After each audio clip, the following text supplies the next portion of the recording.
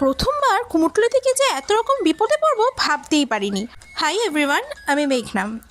তো আজকে হলিডেতে আমরা অফিসের কালিগদের সাথে ঘুরতে বেরিয়ে গেছিলাম কুমোরটুলির উদ্দেশ্যে, কারণ সামনেই পুজো আসছিলো, তাই ভাবলাম যে একটু ঘুরে আসি। কিন্তু কুমোরটুলি থেকে যে ফটো তোলা নিষিদ্ধ সেটা আমরা জানতামই না। ওখানে আমাদেরকে সমিতি থেকে বলা হয়েছে যে ফটো তোলা যাবে না, তার জন্য কার্ড লাগবে। আর আমাদের কাছে কার্ড ছিল না, তার জন্য কোনো একটা ফটো তুলতে পারিনি সেরকমভাবে। তাই আর কি ওখানেই কিছু জায়গায় ছবি তুলে নিলাম অলিগলিতে। ওখানে ভালো ভালো অ্যাস্থেটিক ফটো শ্যুট করে নিলাম।